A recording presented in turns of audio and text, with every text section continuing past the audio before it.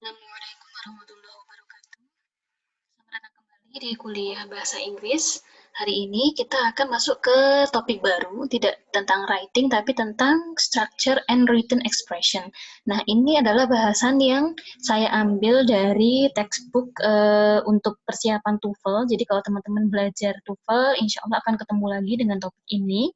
Nah, kali ini saya hanya akan membahas skill 1 sampai dengan 5. Jadi sebenarnya kalau untuk TOEFL Structure and Written Expression itu total ada 48 skill. Nah, tapi karena keterbatasan waktu, jadi saya akan bahas saja skill 1 sampai dengan 5. Skill pertama adalah tentang mengenali subjek dan predikat dari kalimat atau subject and verb of a sentence.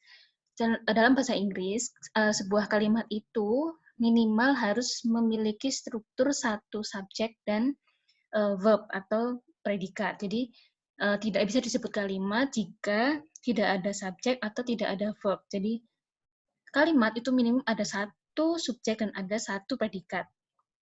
Tetapi tidak boleh ada lebih dari 2 subjek atau lebih dari 2 verb. Gitu. Jadi harus satu subjeknya, harus satu verbnya. Perkara nanti mau tambahin objek, itu boleh, tambahin keterangan atau adverb, itu boleh, tambahin sifat atau adjektif, itu boleh. Tapi minimal harus ada subjek dan harus ada verb. Verb di sini artinya predikat ya. Predikat tidak melulu kata kerja, tapi bisa juga berupa be, is, am, are. Nah, permasalahan yang biasanya ditemui dalam TOEFL atau dalam menulis teks atau kalimat biasanya adalah ada yang hilang dari salah satunya. Jadi entah kalimat itu tidak memiliki subjek atau tidak memiliki predikat. Atau subjeknya lebih dari satu atau verbnya yang lebih dari satu gitu. Nah, yang penting di sini adalah teman-teman harus bisa mengenali mana subjek dari kalimat dan mana predikat atau verb dari kalimat. Contoh struktur kalimat, subjek dan verb. Subjek dan verb adalah struktur yang benar. Contohnya, she is sleeping. Di sini berarti she itu subjek, is sleeping adalah verb atau predikat. Jadi subjeknya dia, perempuan, dan verbnya atau predikatnya adalah is sleeping. Nah, lalu struktur yang kedua adalah subjek plus verb plus objek atau O. Ini juga benar. Kenapa? Karena ada subjek dan verb. Perkara mau tambahin objek atau enggak, itu sah-sah saja. Contohnya adalah I am cleaning my room. Kalau dipecah, maka subjeknya adalah I, subjeknya adalah I, predikat atau verbnya adalah am cleaning, kemudian objeknya adalah my room. Nah, struktur yang ketiga, subjek, verb, plus adverb. Subjek, predikat, plus kata keterangan. Ini juga betul. Contohnya, a schedule of the day's event can be obtained at the front desk. Nah, ini kalau dipecah, maka subjeknya adalah a schedule of the day's event. Itu satu kesatuan adalah subjek. Can be obtained itu adalah verb atau predikat. At the front desk itu adalah keterangan. Yang kalau kita artikan berarti jadwal event gitu ya, subjek can be obtained berarti dapat diperoleh, dapat dilihat, predikat, at the front desk, di meja depan atau di meja resepsionis. Itu artinya keterangan tempat atau adverb. Nah, sedangkan bagaimana kalau dengan struktur yang lain ada subjek plus adverb. Nah, ini tidak bisa diterima ya dalam bahasa Inggris karena tidak ada verb. Contohnya, a job on the day shift or the night shift at the plant available. Nah, kalimat ini tidak bisa disebut sebagai kalimat. Kenapa? Karena hanya ada struktur subjek, yaitu a job on the day shift or the night shift. Itu satu kesatuan adalah subjek.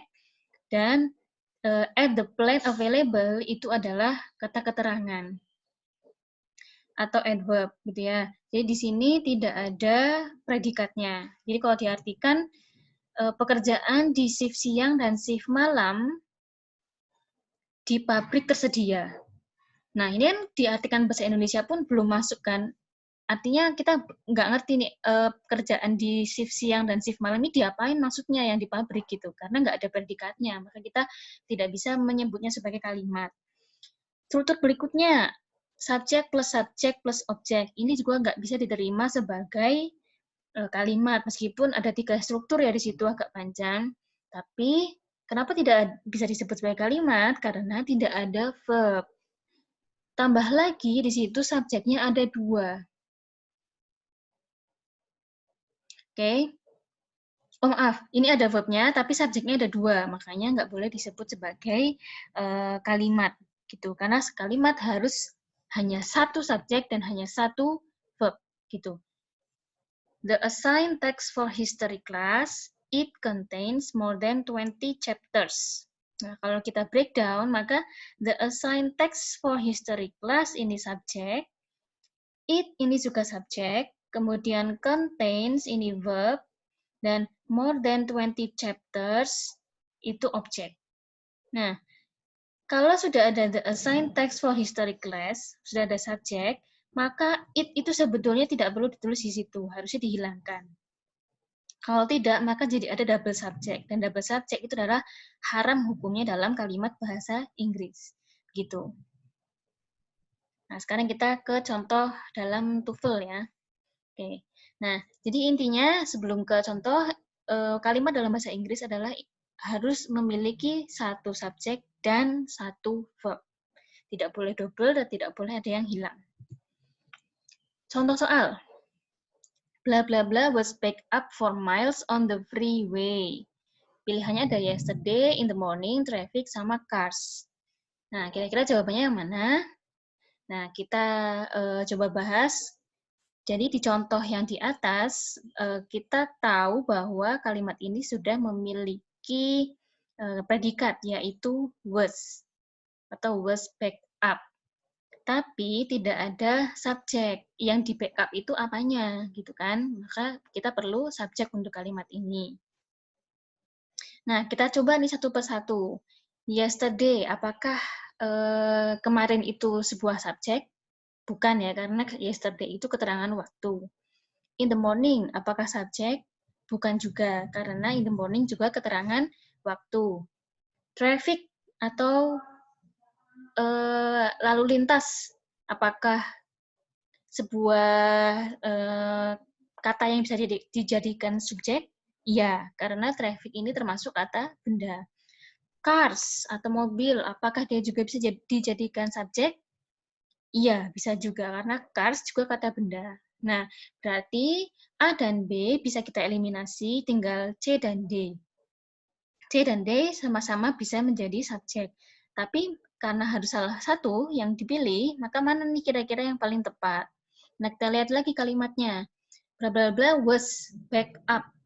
Was itu adalah be, to be, atau predikat untuk benda yang sifatnya tunggal.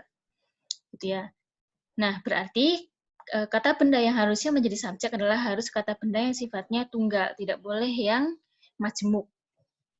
Antara traffic dan cars, mana kira-kira yang termasuk kata benda tunggal? Jawabannya adalah C, ya. Traffic ini adalah tunggal sifatnya, sedangkan cars adalah mobil-mobil, mobilnya banyak, jadi majemuk. Karena itu tidak cocok digabungkan dengan was, back up. Jadi jawabannya adalah C. Oke. Nah, contoh lain. Engineer bla bla bla bla for work on the new space project. Pilihannya ada necessary, are needed, hopefully, sama next month. Nah, mana kira-kira yang perlu dijadikan jawaban untuk mengisi titik-titik di atas? Nah, kita cocokkan satu persatu. Atau kita pertama ini dulu, identifikasi dulu kalimat ini yang kurang apanya? Subjeknya kah atau predikatnya? Engineer itu sudah jelas adalah subjek, subjek. Bla bla bla bla. For work on the new space project. For work ini berarti objek. Karena sebelum work itu ada kata for. Nanti kita bahas di skill berikutnya bahwa semua kata yang terletak setelah kata hubung atau kata sambung atau preposisi, contohnya di sini adalah for, itu berarti dia adalah objek, tidak mungkin menjadi subjek. For work ini objek, kemudian on the new space project ini adalah keterangan. Itu. Jadi teknisi atau apa namanya ahli teknik atau apa sih insinyur gitu ya, titik-titik untuk pekerjaan di proyek project New Space, di proyek antariksa baru gitu. Nah, yang kurang di sini kan berarti apa? Predikatnya kan ya, atau kata kerjanya. Nah, kita lihat jawaban A sampai D mana yang kira-kira bisa jadi predikat. A, necessary. Necessary adalah kata sifat, adjektif. Oke, adjektif itu bukan kata kerja atau kata predikat. Bukan juga to be, berarti nggak bisa. Are needed. Oke, are itu to be bisa jadi kata kerja, needed itu juga verb, jadi bisa jadi kata kerja. C, hopefully. Hopefully ini adalah kalau ada li berarti dia menjadi kata keterangan, gitu ya, adverb of manner. Bukan ya, karena kita mau cari kata kerja. Next month. Next month bulan depan itu berarti keterangan waktu, bukan ya, bukan verb, bukan predikat. Berarti jawaban yang betul adalah yang B. Jadi engineer are needed for work on the new space project. Jadi, nah ini namanya sudah lengkap kalimatnya. Engineer-nya subjek, are needed-nya adalah predikat atau verb, for work itu objek, on the new space project ini adalah keterangan. Sekarang kita latihan. The boy titik-titik going to the movies with a friend. Ada he is, ada he always was, is relaxing, sama will be. Nah, kira-kira mana jawaban yang paling tepat untuk mengisi titik-titik di atas? Nanti kita bahas di kelas. Nah, ini bentuk latihan berikutnya. Kalau tadi kita memilih A, B, C, D untuk melengkapi kalimat, nah sekarang kita menilai written expression dari kalimat ini benar atau salah, dan kita coba urai struktur kalimatnya. Yang pertama, the new computer program has provided a variety of helpful applications. Nah, pertanyaan pertama, apakah pertanyaan ini benar atau salah? Gitu ya. Nah, the new computer program berarti subjek, has provided itu predikat. A variety of helpful applications, satu kesatuan menjadi objek. Subjeknya sudah ada, sudah ya, the new computer program. Predikatnya sudah ada, sudah, has provided. Berarti kalimat ini, karena sudah ada subjek dan sudah ada satu predikat dan tidak ada yang double antara subjek dan predikatnya, berarti ini adalah kalimat yang benar. Nah, which is the subject of the sentence? Nah, jelas ya tadi subjeknya adalah the new computer program. Verbnya atau predikatnya itu apa dari kalimat ini? Predikatnya adalah semua yang terletak, semua yang menjadi predikat atau mengenai subjek gitu. Nah, biasanya diiringi dengan to be atau kata kerja, bentuk kata kerja aktif. Atau di sini berarti verbnya atau predikatnya adalah has provided. Nah, sekarang teman-teman coba analisis kalimat yang ada di bawahnya. The papers in the waste basket should be emptied into the trash can outside. Nah, coba ini apakah kalimatnya benar atau salah? Manakah subjeknya dan manakah verbnya atau predikatnya? Oke, itu skill pertama. Jadi teman-teman skill pertama harus bisa mengidentifikasi kalimat dalam bahasa Inggris ini subjek dan predikatnya mana.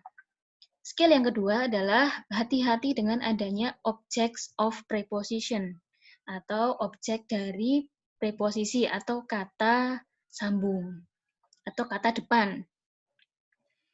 Contohnya ini ya, keterangannya, an object of a preposition is a noun or a pronoun that comes after a preposition such as in, at, of, to, by, behind, on, and so on to form a prepositional phrase.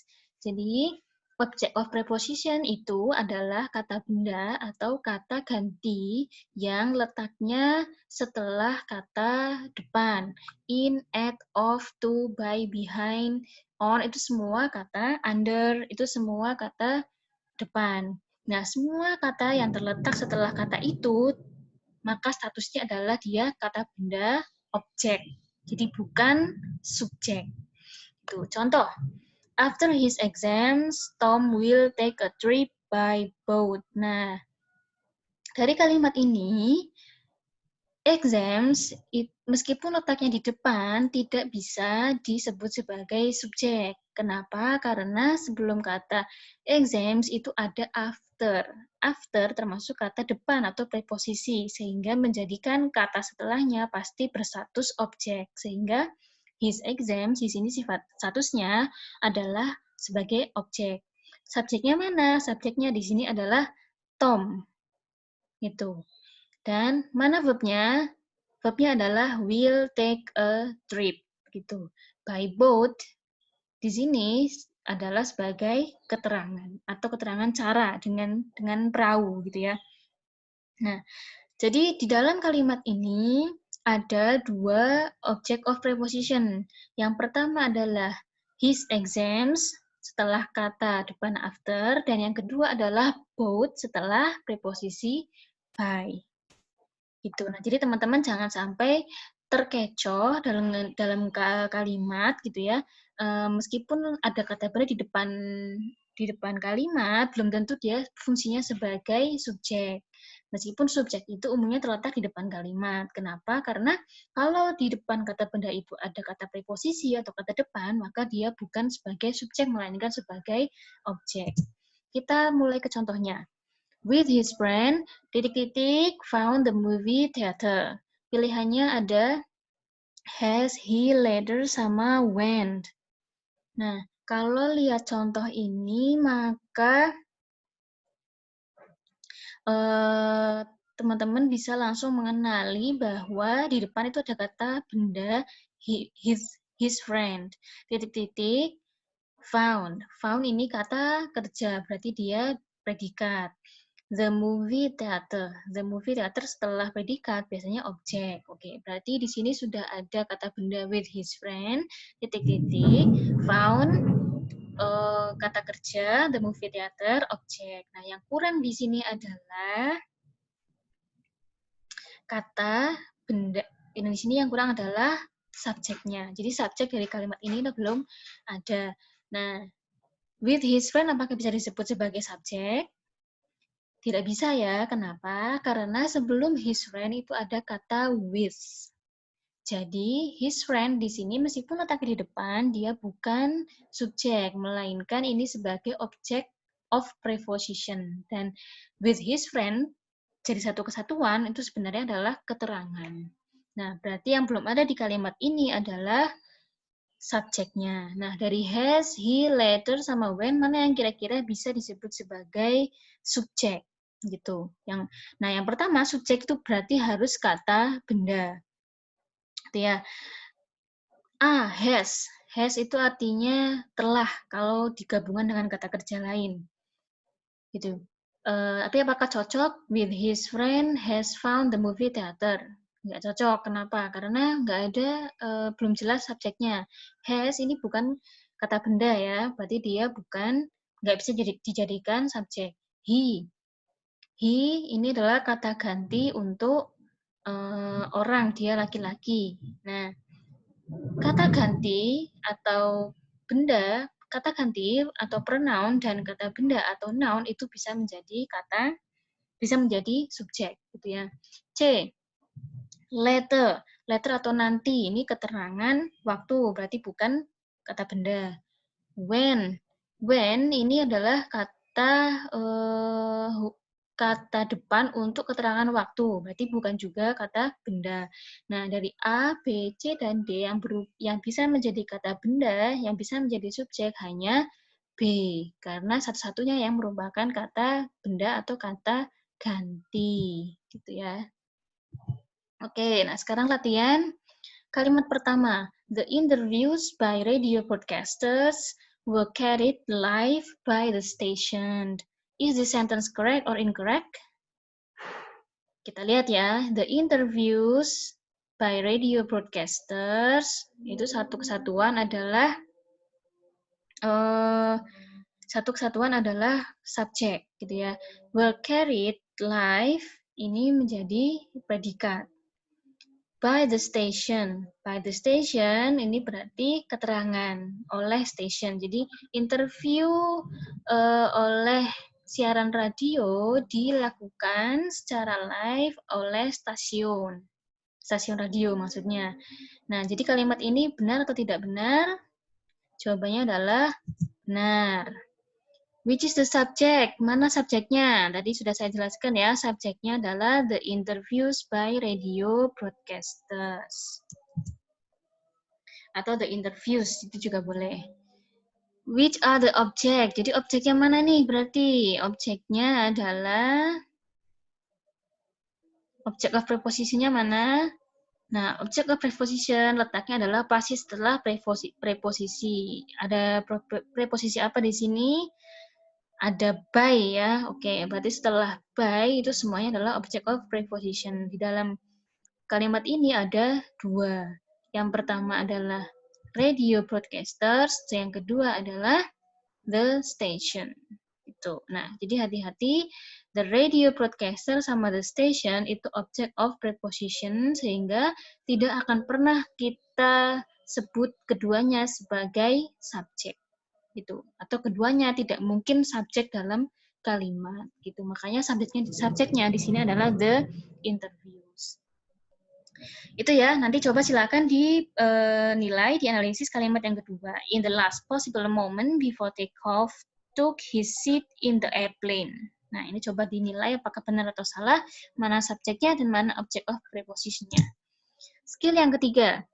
Skill yang ketiga adalah be careful of apositive. Hati-hati dengan apositif. Apa sih itu apositif? Nah, apositif ini bisa membuat teman-teman bingung ketika menemukan soal gitu ya di TOEFL karena bentuknya yang mirip sebagai subjek gitu. Jadi apositif adalah kata benda yang terletak setelah kata benda yang lain, tapi punya arti yang sama. Jadi dia adalah kata benda yang terletak di sebuah kata benda yang lain dan memiliki makna yang sama dengan kata benda sebelumnya. Contohnya, Sally, the best student in the class, got an A on the exam.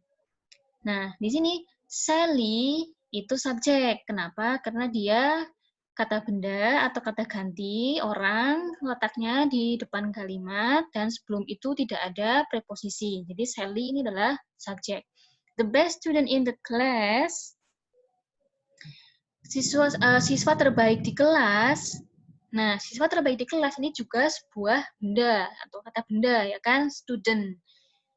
Got an A, got itu predikat, an A itu objek, on the exam, ada on, di situ ada kata preposisi, berarti ini adalah kata keterangan, on the exam. Gitu. Nah, the best student in the class di sini adalah apositif. Apositif dari Sally gitu. Jadi the best student in the class ini siapa? Ya Sally, tidak lain adalah Sally gitu. Jadi Sally dan the best student in the class itu adalah sebenarnya makhluk yang sama gitu. Tapi apositif kenapa dibuat seperti ini? Biasanya adalah untuk memberikan keterangan lebih mengenai subjek. Gitu. Jadi di sini mau bilang bahwa Sally itu loh siswa terbaik di kelas, itu dia dapat nilai A di ujian gitu maksudnya. Oke. Nah, sekarang coba kita lihat contohnya. Bla bla bla bla, George is attending the lecture. Nah, oke. Ciri-ciri apositif berikutnya adalah ya, kalau dilihat setelah Sally itu koma, the best student in the class, koma, got. Jadi apositif itu biasanya diapit oleh dua koma antara sebelah kirinya atau sebelumnya itu ada subjek, kata benda, dan setelahnya itu ada verb atau predikat. Gitu. Nah, maka di contoh ini, bla bla bla bla, koma, George, koma, is attending the lecture. Nah, kalau ada soal seperti ini, ada George George itu kata ganti orang, berarti dia benda. Jika ada benda yang diapit oleh 2 koma, dan setelah koma yang kedua itu adalah predikat, atau verb, di sini adalah is ya, is attending, ini verb, maka George ini adalah apositif. Nah, bla bla bla bla di depan. Nah, sekarang kita bisa tebak ya, bla bla bla di depan ini harusnya apa? Apakah kata dia harusnya berarti apa? Dia harusnya berarti kata benda ya, karena tadi kita lihat di sini Sally, jadi aturnya Sally, kata benda atau subjek, the best student in the class, apositif, koma, baru predikat. Berarti sama di sini, berarti harus ada subjek untuk mengisi titik-titik, kemudian baru George, kemudian is attending. Nah, dari jawaban A, B, C, D, mana yang kira-kira bisa sebagai kata benda subjek? Right now artinya sekarang, itu kata keterangan waktu, berarti bukan. Happily, dengan bahagia, itu kata keterangan manner atau cara, bukan kata benda. Because of the time, ini ada because of ini kata preposisi.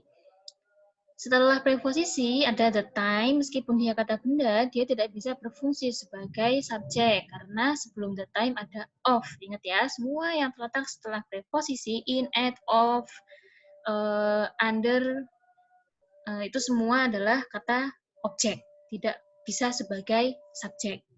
Yang terakhir, my friend.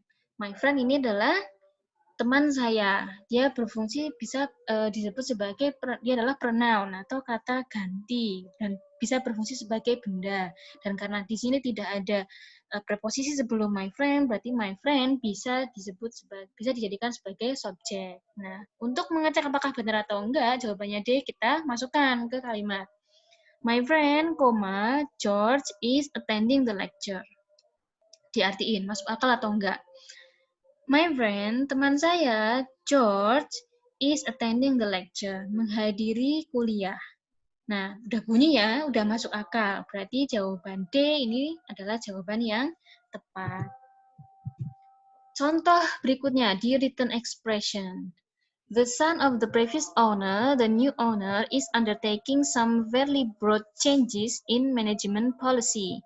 Is this sentence correct or incorrect? Nah, coba teman-teman pikir dulu. The son of the previous owner, the new owner, is undertaking some fairly broad changes in management policy. Ini kalimatnya betul. Kenapa betul? Nah, sekarang kita lihat subjek. Ini salah satu contoh apositif ya. Which is the subject of the sentence? Mana subjeknya? Subjeknya adalah the son of the previous owner. Oke, betul. Nah, mana apositifnya? Ingat ya, apositif letaknya diapit oleh 2 koma. Sebelum koma adalah subjek dan setelah koma adalah predikat. Oke, berarti di sini mana yang diapit oleh 2 koma? Ya, the new owner. Oke, nah sekarang kita lihat di kalimat yang bawah. Kira-kira ini masuk kaidah positif atau enggak? Last semester, a friend graduated cum laude from the university. Oke, nanti kita bahas di kelas ya. Last semester kemarin, a friend, seorang teman, graduated cum laude, lulus cum laude from the university, dari universitas itu. Oke, apakah last semester ini subjek? Apakah a friend ini apositif?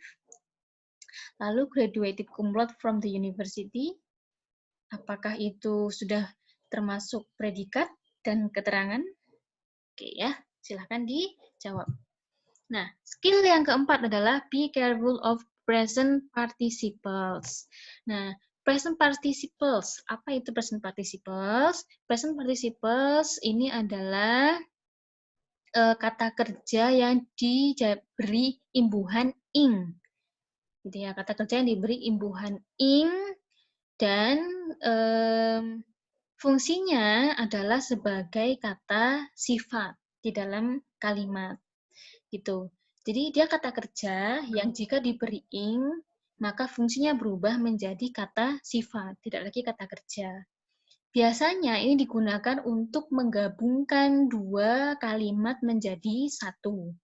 Karena kalimat dalam bahasa Inggris itu seringkali adalah kalimat majemuk ya, bukan kalimat singkat atau kalimat tunggal gitu.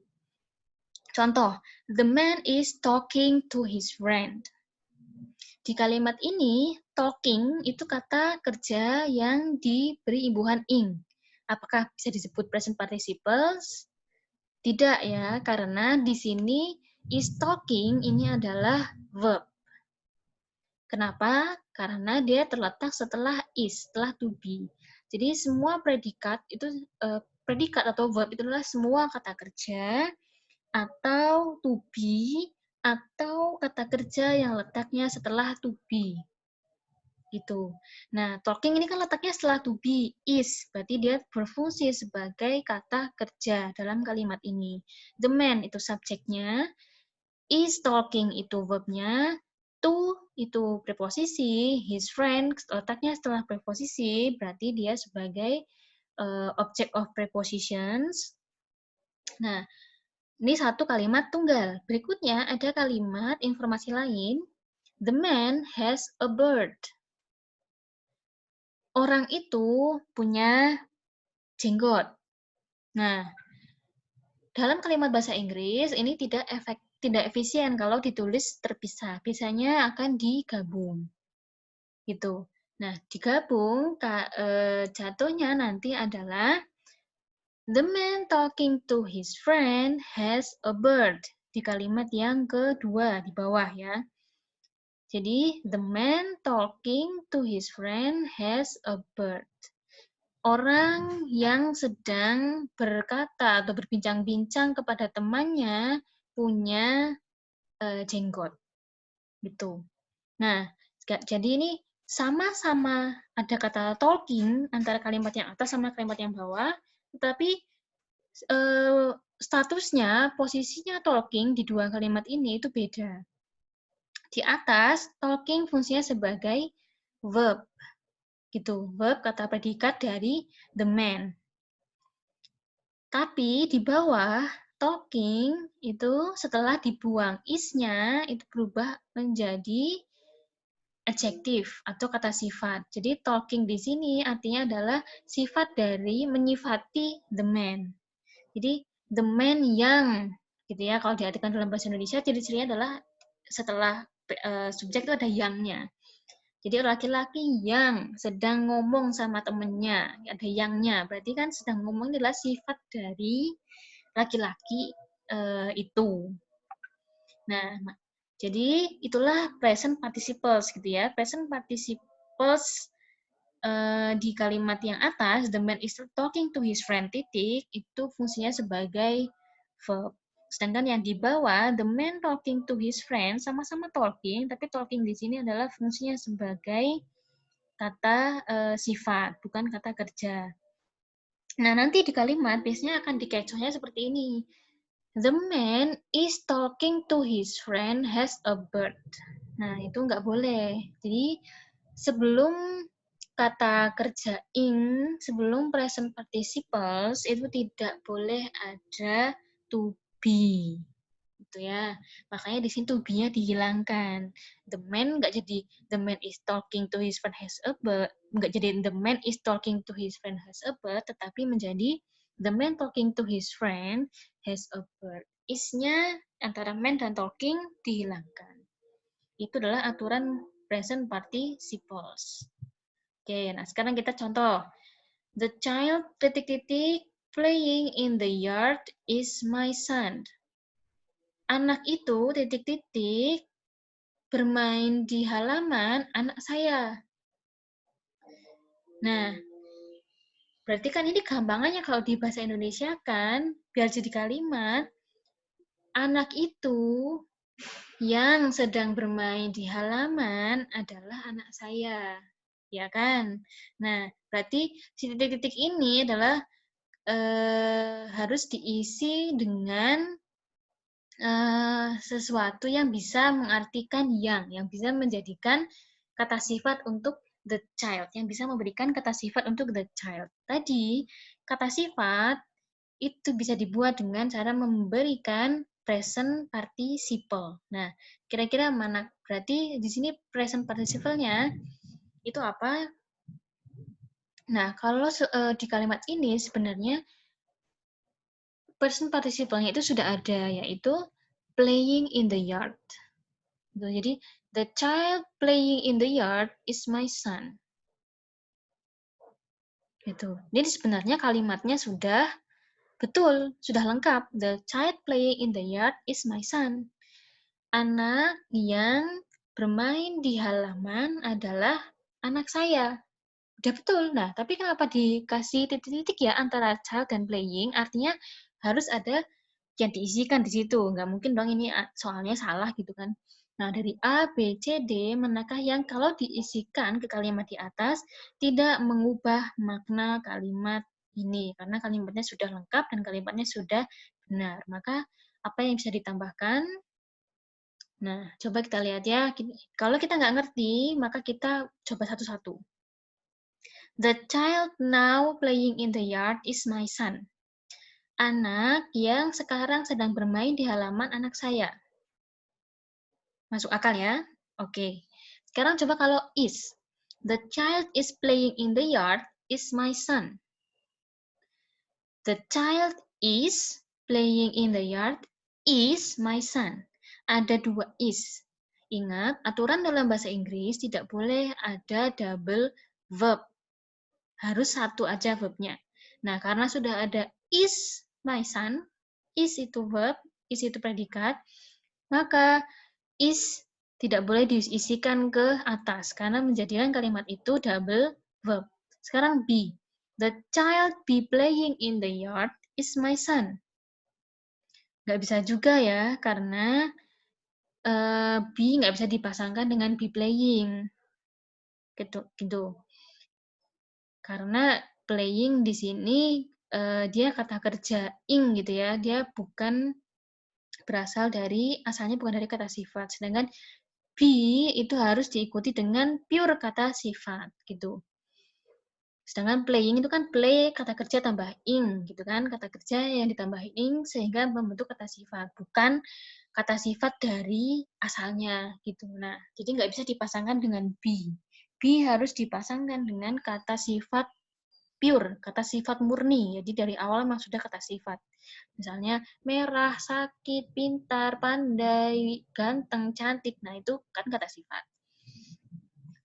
Sedangkan playing itu kan bukan kata sifat dari asalnya, berarti nggak bisa. Yang terakhir, was. The child was playing in the yard is my son. Was, ini nggak bisa dimasukkan ke atas. Kenapa? Karena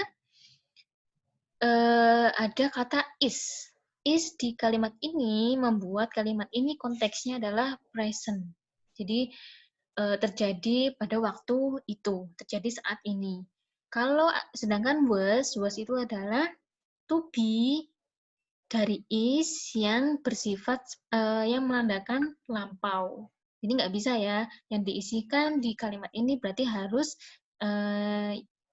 sesuatu yang tidak mengubah konteks waktu dari kalimat ini. Jadi nggak boleh melampaukan kalimat ini. Kalau was diisikan, maka kalimat ini menjadi aneh karena the child was playing, playing-nya kemarin, is my son-nya sekarang, kan nggak mungkin gitu, berarti nggak pas. Nah, dari ABCD yang paling pas adalah A. The child now playing in the yard is my son. Nah, ini jawaban yang benar. Oke, sekarang ke contoh berikutnya. The companies offering the lowest prices will have the worst business. Is this sentence correct or incorrect? The companies offering the lowest price will have the worst business. Ini adalah kalimat yang benar. Nah, kok bisa benar? Ayo kita breakdown, kita analisis. Mana subjek dari kalimatnya? Subjek dari kalimat, lihat paling awal, kata benda di paling awal, kalau ada kata benda di awal kalimat, dan sebelum kata kalimat itu. Sebelum kata itu tidak ada preposisi in, on, at, by, with, maka dia bisa dijadikan subjek. Oke. Berarti subjeknya adalah the companies.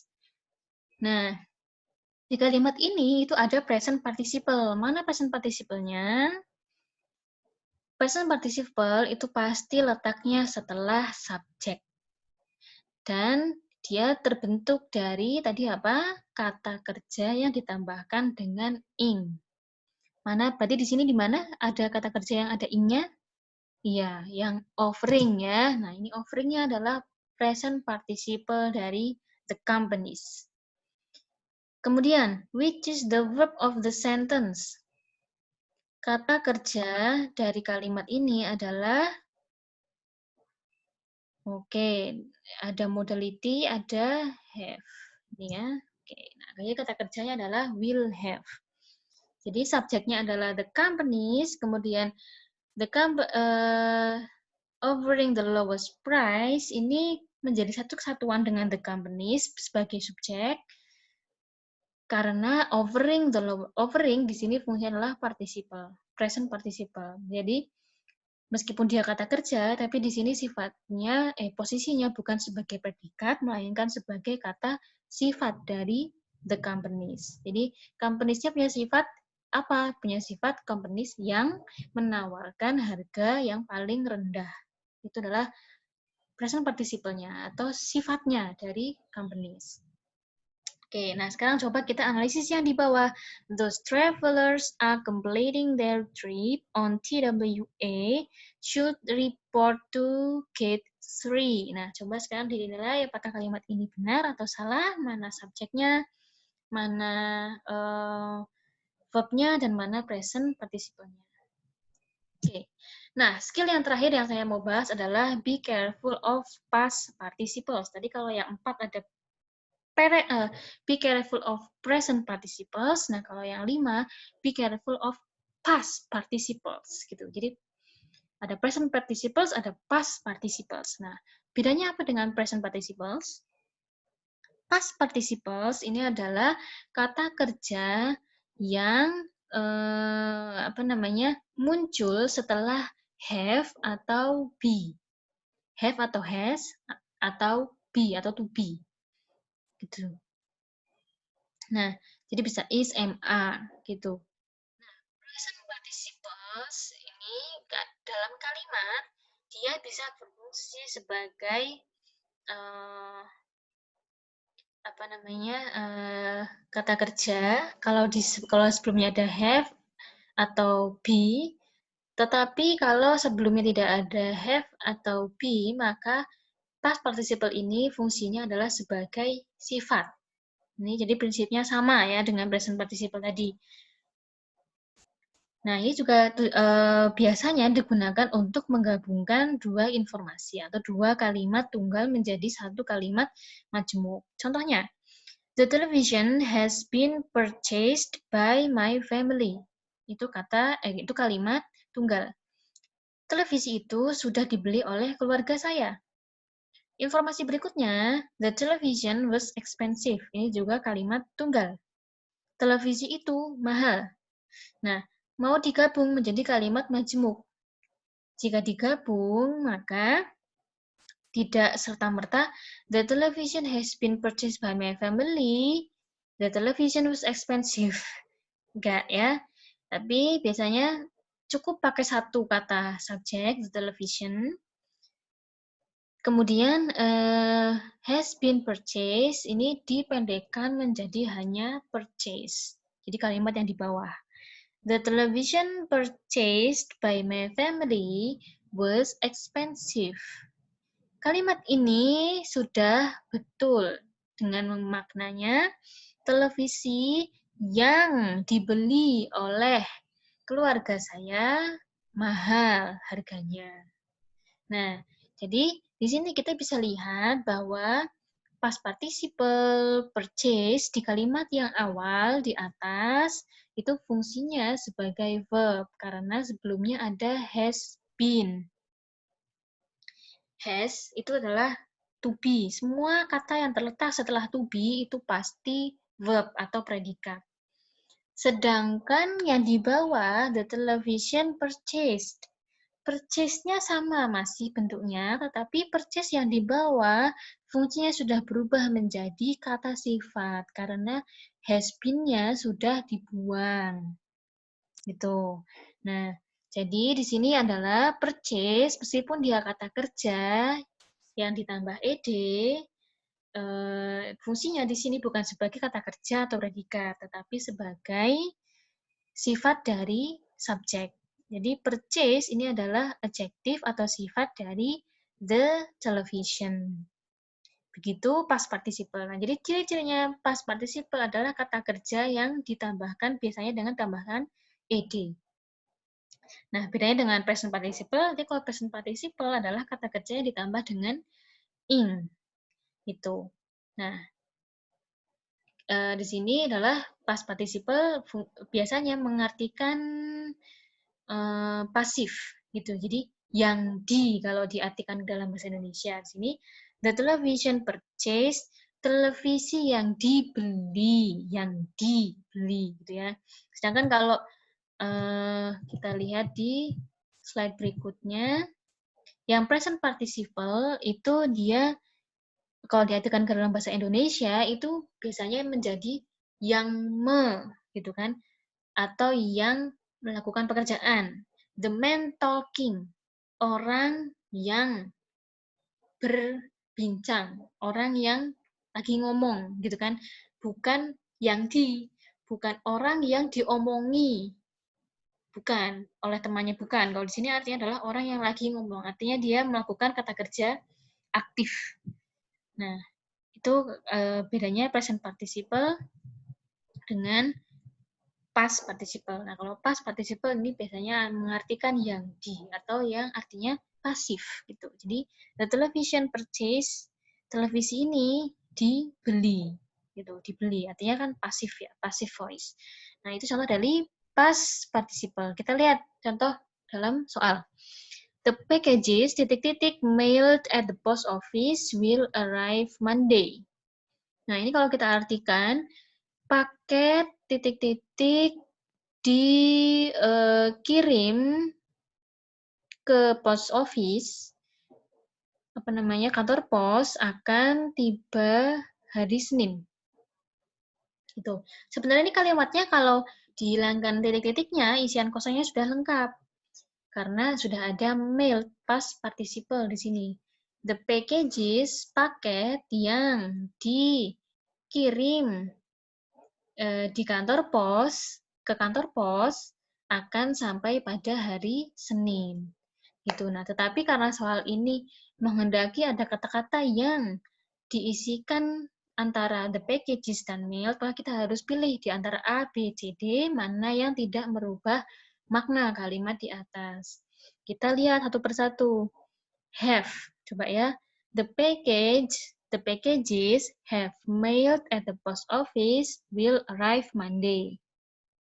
Nah, mungkin agak kedengarannya nggak janggal, tapi kalau didengarkan lagi, the packages have mailed at the post office will arrive today. Nggak bisa. Kenapa? Karena nanti jatuhnya adalah ada dua verb atau dua predikat.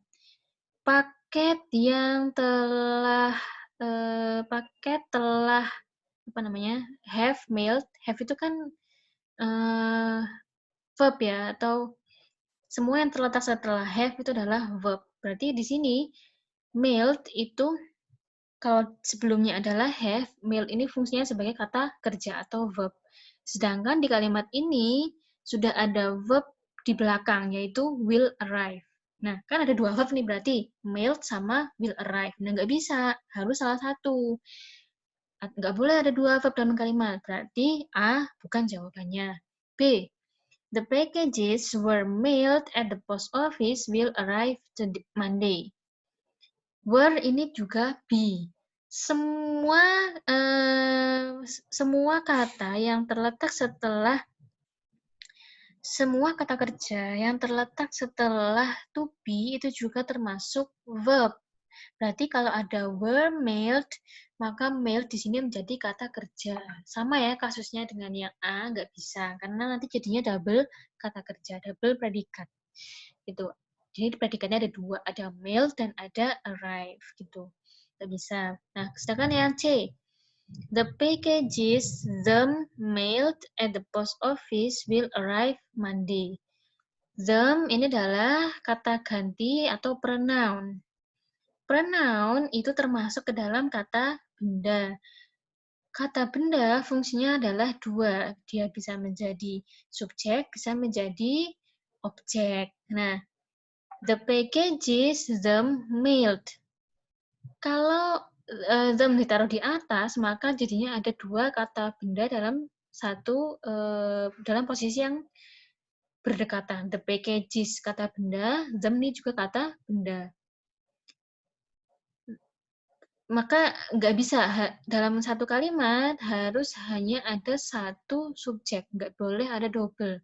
Kalau the packages, kemudian setelah itu them, maka jatuhnya jadi ada dua subjek, nggak boleh. Berarti them bukan jawaban yang tepat. Terakhir, just. The packages just mailed at the post office will arrive Monday. Nah, just itu adalah kata keterangan yang artinya baru saja. Nah, kalau kita tulis di atas, maka the packages just mailed at the post office will arrive Monday. Paket yang baru saja dikirim di post office, di kantor pos, akan sampai hari Senin. Nah, ini masuk akal. Berarti jawaban yang tepat adalah D. Oke ya. Itu caranya adalah cara mengidentifikasi past participle, kemudian kalau ada isian, kalau harus mengisikan dalam kalimat yang ada isiannya, ada titik-titik seperti ini, maka manakah jawaban yang tepat atau yang tidak merubah makna. Nah, kita latihan di kalimat ini. The money was offered by the client was not accepted. The money was offered by the client was not accepted. Kalimat ini apakah benar atau tidak benar, correct atau incorrect? The money was offered by the client was not accepted. Ada dua was ya. Berarti di sini ada double verb. Boleh atau enggak kalau satu kalimat ada double verb? Enggak boleh. Nah, berarti kalimat ini incorrect. Enggak betul gitu ya. Nah, coba kita lihat mana subjeknya. Subjeknya kata benda di awal kalimat jika dia tidak diikuti oleh preposisi. Ada kata benda di awal kalimat? Ada. Money. Apakah sebelumnya ada preposisi? Enggak. Oke, berarti money ini bisa disebut sebagai subjek. Nah, manakah past participle dari kalimat ini? Oke. Past participle berarti yang dia bisa kata kerja yang ada atau tidak ada ed, yang jika digabung dengan yang terletak setelah kata benda dan bisa berfungsi sebagai sifat, menyifati dari kata benda yang diikutinya. Mana kira-kira di sini? Terletak setelah kata benda dan bisa menjadi sifat kata benda itu. Ada dua yang ada ed-nya ya, ada offered sama ada accepted. Tapi mana yang letaknya setelah kata benda? Yang letaknya setelah kata benda adalah offered. Berarti di sini adalah past participle-nya adalah offered. Gitu. Dan kalau kita cek lagi, offered ini bisa menjadi kata sifat dari money. Coba kita lihat. The money offered by the client, uang yang ditawarkan oleh klien, was not accepted, tidak diterima. Gitu. Oke, jadi ini ceritanya ada yang disogok gitu. Nah, nggak diterima sogokannya, uangnya. Nah, kalimat ini nggak benar tadi karena ada double verb ya, ada dua was, nggak bisa gitu. Jadi harus adalah salah satu. Nah, penulisan past participle yang betul adalah kalau offer di sini fungsinya sebagai past participle, maka sebelum offer tidak boleh ada to be. Ingat ya, bahwa kata kerja yang terletak setelah to be, maka fungsinya sebagai verb atau sebagai predikat. Nah, itu nggak boleh, karena jatuhnya nanti jadi dua kata kerja. Ada was offered sama was not accepted. 2 predikat dalam satu kalimat. Haram hukumnya. Oke, berarti salah satu harus dibuang. Nah, yang dibuang berarti harusnya yang was sebelum offered gitu. Karena ciri dari past participle, ciri-cirinya adalah sebelum kata itu tidak boleh ada to be. Berarti was-nya harusnya dihapus. Which is the verb of the sentence? Mana predikatnya dari kalimat ini? Was offered atau was not accepted? Oke, sudah jelas ya. Kalau offered di sini fungsinya sebagai past participle, maka kata kerja lain dalam kalimat ini itulah yang bertindak sebagai verb. Berarti tinggal pilihannya tinggal satu ya, accepted. Berarti di sini verbnya adalah was not accepted. Oke, nah itu coba sekarang kita analisis kalimat the car listed in the advertisement had already stopped. Nah, ini apakah kalimatnya betul atau salah? Mana subjeknya, mana past participle-nya, dan mana verb-nya. Oke, nah itu nanti kita bahas bersama di kelas. Nah, latihan ini, materi ini bisa teman-teman temukan di panduan textbook tentang structure and written expression yang disediakan di UPT Bahasa UNS. Biasanya kalau teman-teman mendaftar untuk ikut les bahasa Inggris persiapan TOEFL, teman-teman akan diberikan materi ini. Itu dari saya, semoga bisa dipahami, semoga ada manfaatnya. Selebihnya kita akan diskusikan di grup. Terima kasih.